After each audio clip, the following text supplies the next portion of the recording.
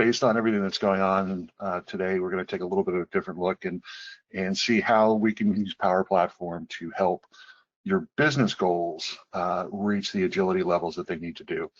I don't think there's anybody on this webinar whose business is not undergoing substantial changes at this point in time. And this is something that I've worked with over the years in a lot of other businesses in other areas. So I think it's a particularly good time to talk about it. And what I wanted to talk about was how we can help our businesses be more agile in meeting new targets and new markets and new things by utilizing Power Platform to help do that. So just a little bit about myself. I was a critical care paramedic for 15 years, worked in New York, Nevada, Florida. So in other words, I know how to change my mind quickly and pivot fast and do things differently based on the conditions that are in front of me. I went back to school, got an IT degree. I've been in IT and BI for the last 10 years. I've got a long background in healthcare clinical and operational analytics. For places that I've worked and clients that I've worked with, I've got experience in Fortune 100, Fortune 500, and some of the largest privately held enterprise software companies in the world. There's a little picture of myself. Unfortunately, I'm not quite camera ready today. I haven't been to the barber in quite a while here in New York. And there's a link to my LinkedIn profile. Agenda's a little bit, we'll go through a little bit of an introduction, define business agility, talk a little bit about how Power Platform can help connect the dots, and then wrap things up. I'm going to try to go through the slides pretty quickly. I don't have too many of them. And then I'd like to open things up for questions and discussion. And so probably going to hopefully take about 10, 15 minutes to go through the slides. And then we'll take 10, 15 minutes or however long we have to talk about some things. So if we define business agility, one of the definitions that's out there on the web is the ability of an organization to adapt quickly to market changes, both internally and externally, respond rapidly and flexibly to customer demands, adapt and lead change in a productive and cost-effective way without compromising quality, and continuously have a competitive advantage if you can do that. Business agility is not what we in software talk about agile development. But agile development is a great methodology to help implement some of this stuff once you identify it. And one of the critical things in today's business environment is how fast you can change. So there's a couple of core challenges that stand in the way of a business really being truly agile. One of those is software. Enterprise software is often heavily customized. It's hard to change, requires a long time to develop. There's a lot of places where you don't have access to the software source code or the resources to be able to make changes if you have the technological ability to do that. So software that's in place is certainly a challenge. People are in place are a challenge because people need to be flexible and completely rethink how they do things. The bigger the organization, sometimes the harder that can be. One of the other continuous challenges we see in IT projects is that people don't often really know what they want until they see it and work with a little bit. So it's one of the reasons that I think it's pretty important to start projects off small and be fast, flexible, and iterative, give them constant deliverables on a regular basis. And that kind of ties back to the agile development methodology. But the faster you can get stuff in front of people and the faster they can work with it, the faster they can get to the point where they often really need to be. The other issue that's out there are the business processes. A lot of companies, their business processes are cast in stone and very difficult to change. Again, I think the larger the company, the larger the problem there. It can be very, very hard sometimes to get the business processes to be agile enough where they can change, and that ties back into both the people and the software that are in place there.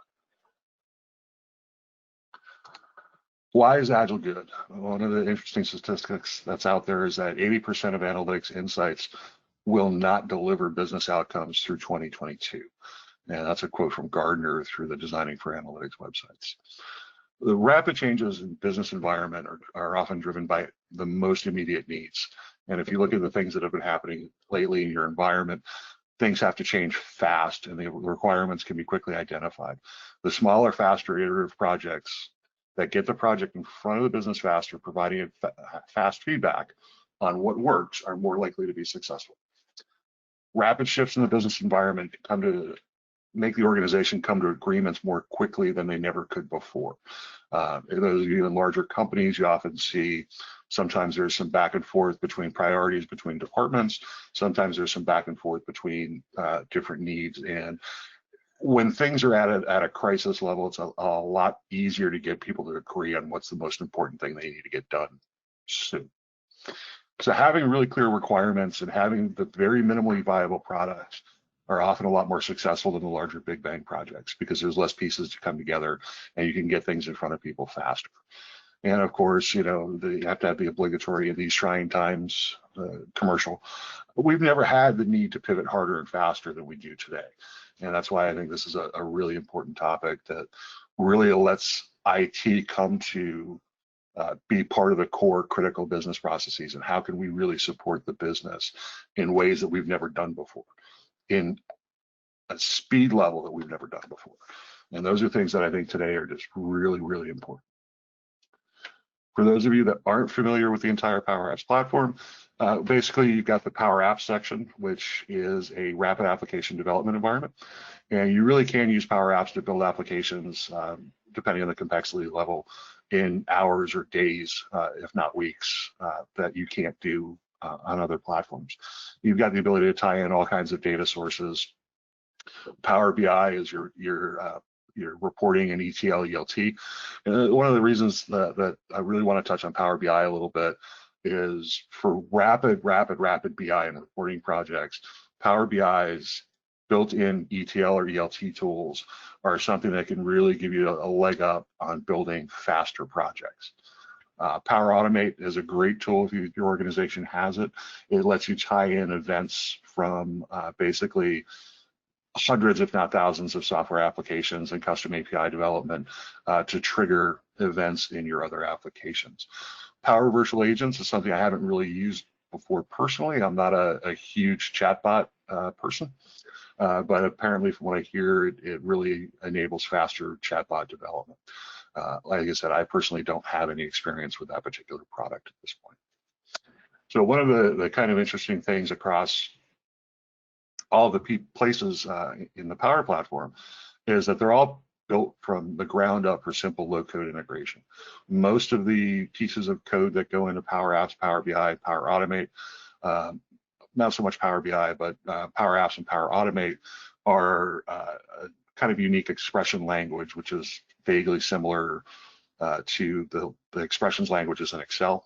It does lead to some mental confusion for me personally because I forget which platform I'm on and I try to use Excel formulas and some of these things and it just doesn't quite work out. But you get it, once you get used to it and you get a hand to it, it really moves along pretty quickly. So what are the things that we can use in the Power Platform to really dramatically reduce your time to build? Power BI can cut your ETL build time dramatically. One project that I worked on recently, we essentially cut 3 to 5 months off of a BI project by cutting down on the infrastructure and the ETL. The data coming in was from a third-party SaaS application and was being provided in an OData feed. Because of the challenges in OData, we had some issues doing the ETL on some traditional platforms. Our business requirements weren't particularly clear, and the business didn't really have a really clear-cut plan of the data that they needed immediately out of that application to come into our ETL structure. So basically, we were looking at 300 and some odd tables in the source application, and we didn't know which tables we needed. We didn't know which tables contained which data. We didn't have good documentation from the vendor. By using Power BI to do the ETL for this, we were able to surgically pick out the data that we needed, cut down on our data, and still provide the business unit with flexibility in the future to do additional development as they can elicit their requirements and be able to say exactly what they wanted. To do this on the other way, where we defined all the data beforehand, would have taken us 3 to 5, 6 months to do all of the requirements analysis work on that, to be able to identify what tables were needed and write the code to build those tables, and then write the ETL code on one of the other 2 platforms that we could have used to be able to bring that data in. So we were able to immediately cut down 3 to 6 months while still providing the business with the access to the data that they needed, which is today, that's a pretty impressive stat. And that really shows where surgically using some of the tools that are in Power BI can really help you cut down on your ETL build and some of your requirements work by dramatically cutting down the amount of time you're spending building that infrastructure. Power Apps, you can cut down your application build time a lot depending on the complexity of the application and the business functions you need to do. One recent project that I did in Power Apps, we were able to cut several weeks off of compiling disparate data for a regulatory reporting process. where the data was all being compiled manually out of different systems. And some of the things we were able to go ahead and get into some databases using ETL tools and be able to cut out the engineers having to go in and look at 17 different places and email spreadsheets around for 3 weeks. We were able to cut that down with a manual data entry form that we were able to develop in about a month and a half, and cut down on basically weeks worth of work shuffling spreadsheets back and forth trying to compile that data for that regulatory process. So we were pretty happy with how quickly we were able to get that up off the ground. That was actually the first production Power App that went into this particular company. So we were pretty pleased that we were able to get that off the ground as quickly as we did for them. Power Platform in itself provides you access to most of the on-premise and cloud applications your business is using today. So there are hundreds of, if not thousands, of pre-built connectors, and you can build custom connections and REST API calls very, very quickly using the tools that are in the Power Platform. So basically SAP, Salesforce, your Google platforms, Azure platforms, everything can basically be connected very, very quickly with just a few clicks. The one Power BI project that I have, we were basically able to do one-click access to the OData feed. And then we were able to pare that down due to performance issues with custom parameters and URLs. But basically that the majority of connections that you're going to use are one-click ready. And so you can immediately connect to your data and go find the data that you need to start building applications. So that's something that we've never really had before, and it really comes back to the root of a lot of the failures in projects where requirements are unclear and things we don't know. Power Platform really gives us the ability to be fast and agile with our development and come up with something, put something in front of a user and work it through very, very, very quickly. So those are some capabilities that we've never really had before. And what I'd like to do is open it up to some questions. If you guys have any questions about how you can help you use Power Platform to make things faster for you, that's kind of what I'd like to talk about.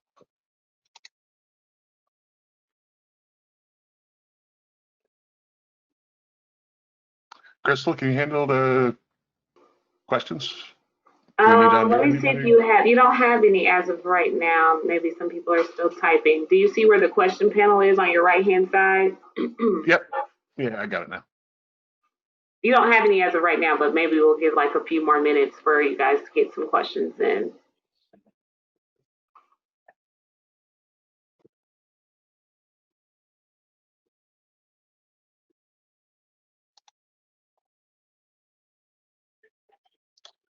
Import mode seems to be an issue for us. What might be we need missing?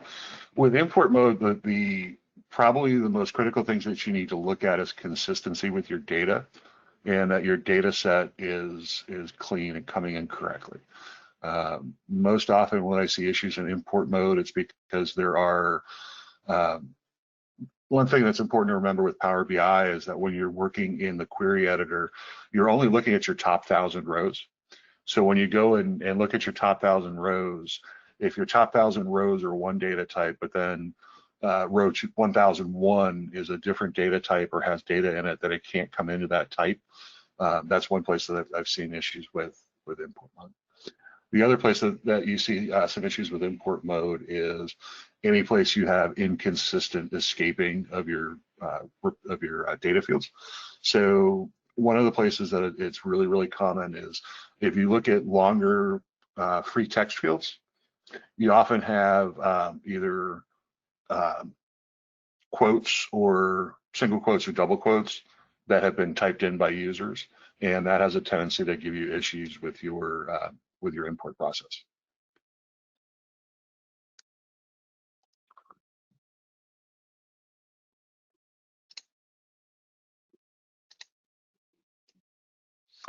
Power BI has strong ETL features. Do you see, is there a need for Alteryx ETL capabilities? There's a potential need if you can't do something in Power BI. The question there in my mind really is, what do you want your environment to look like, and where and how is your ETL being done? And do you need to have your ETL be done in a certain place or a certain location? Are you bringing the data in to Power BI from Alteryx? Or you bring your data in from an EDW, from a third-party application? Personally, I have not come across any of the ETL features that Power BI is missing in terms of Power BI versus Alteryx. I haven't seen any. It doesn't mean there aren't any. It's just I haven't. 90% of the ETL that I needed to do in that situation, Power BI has been able to do it. It's a little bit more time consuming than writing SQL code, and you have to stop and think procedurally instead of thinking the way that you do with SQL. But once you're able to get your mind around, that step-by-step procedural, I really haven't seen too many issues where there's a need for something like Alteryx.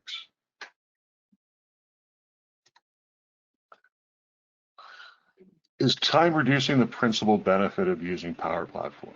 No. It's definitely a significant one in my mind, but most of the benefits of using Power Platform are revolving around delivering business value.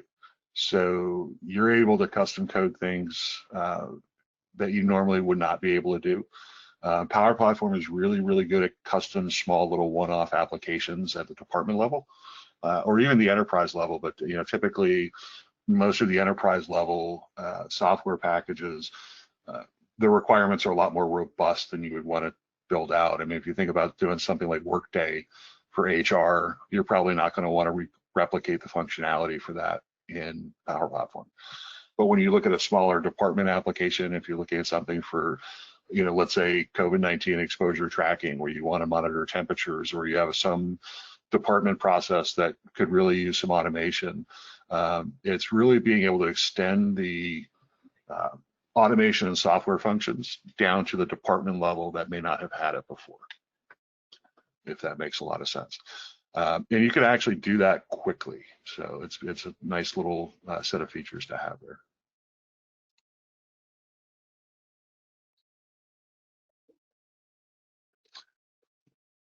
Can you give me an overview of triggers for initiating an example exporting SharePoint online list to Excel files?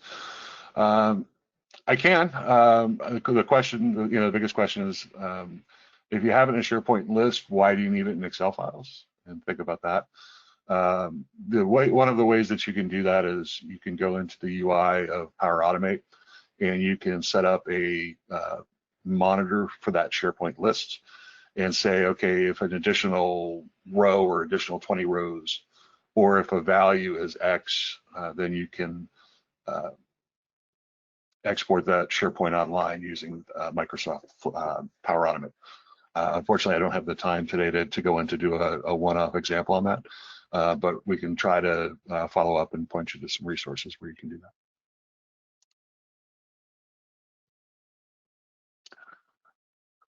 Is it the same cost for a Power App creator and the end user of the app? That's a kind of complicated licensing question. Basically, if you're using the feature set of Power BI Pro and you want to be able to create and upload your reports into the service, you require the Power BI Pro license. But unless you're sharing and creating data going onto the service, I don't believe you need Pro, but you need to double check that with your Microsoft account rep.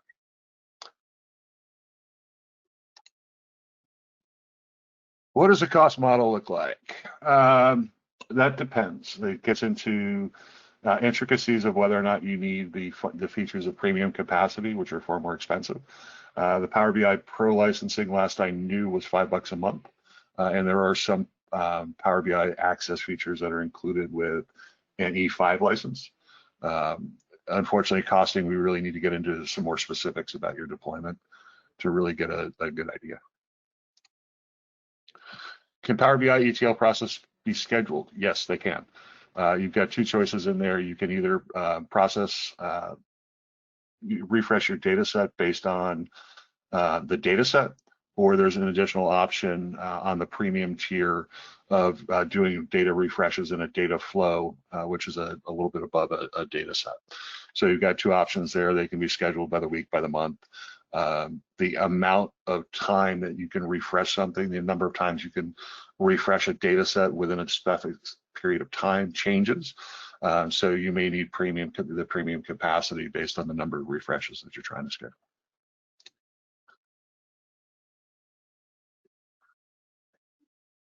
Comment on using Power Automate taking versus MS Excel attachments from an email and appending the data on a daily or weekly basis. I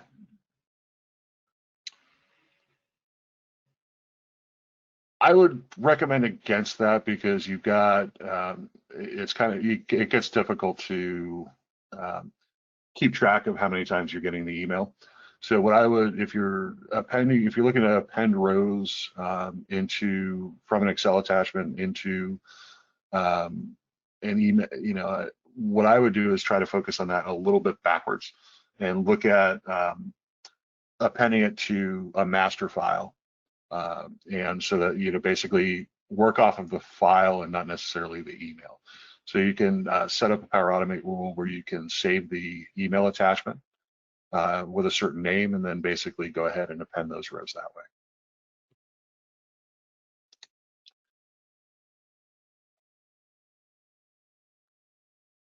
Our import mode is not refreshing through the Power BI service, something already registering the data source in Azure. Okay, so what it sounds like there is you've got an issue with connecting the data source in Azure and you're not allowing that data in through the firewall. So you may need to make sure the ports are open and that the data source is registered in your Azure tenant.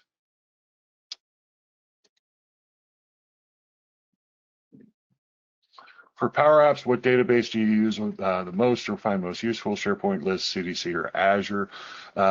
Personally, I tend to like to use Azure SQL Server if that's a cost issue.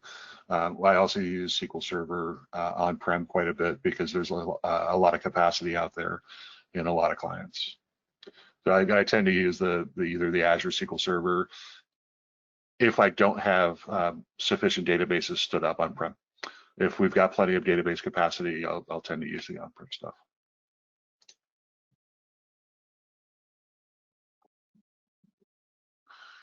It's been very out of the topic and all, but I realize that when using SQL Server to import data into Power BI, depending on the size of the data, it becomes very slow. Is there anything that can help with this? Yes, there's a couple of tactics that you can use around incremental refresh. There's a lot of stuff coming out now on using the XMLA endpoints, which you can use to trigger incremental refreshes. Depending on how much data you're moving in, if you're moving in a lot of transactional data that's coming out of source apps that are not doing summarizations or ETLs, you may want to go ahead and look at doing incremental refreshes where you're only refreshing certain points of time in the application.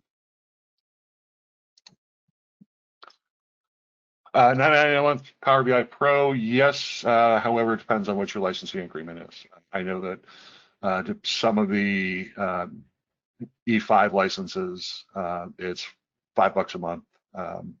It all depends on what your contract relationship is with Microsoft.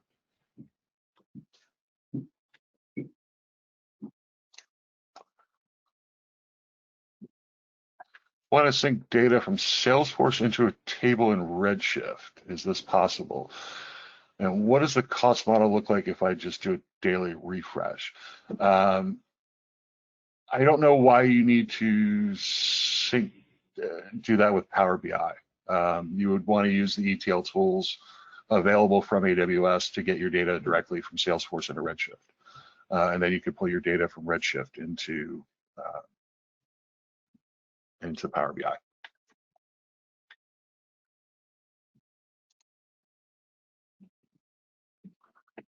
Again, what database or data warehousing platform? We tend to use SQL Server.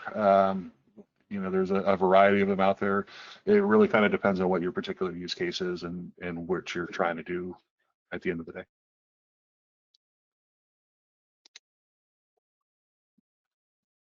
With Power Platform, what will be the future of services like SSAS and SSIS?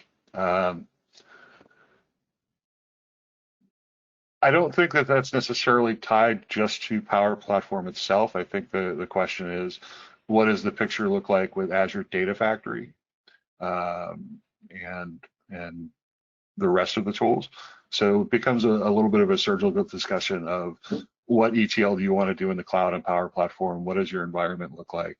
And that kind of thing. On the SSAS piece, I have a personal guess, and again, it's nothing more than a personal guess. But with the improvements of the tabular model coming into Power BI the way that they have, with the XMLA endpoints being exposed, and all of the work that we're seeing come out of putting the tabular model into Power BI, I would say that a lot of the investment for Microsoft going forward looks like it'll be doing tabular in Power BI. But again, that's pure speculation and guess. I really couldn't go. All I can say is look at the pace of changes coming into Power BI and Power Platform, and that's where Microsoft's putting a lot of their money into.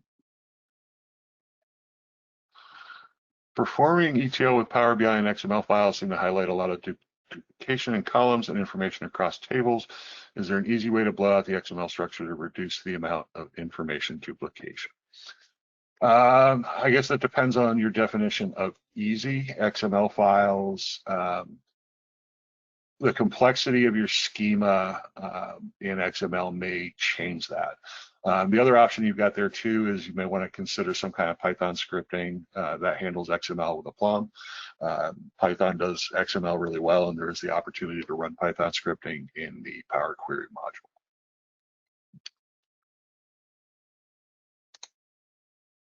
All right. Looks like we've gone through the questions that I can see. Any last gasps?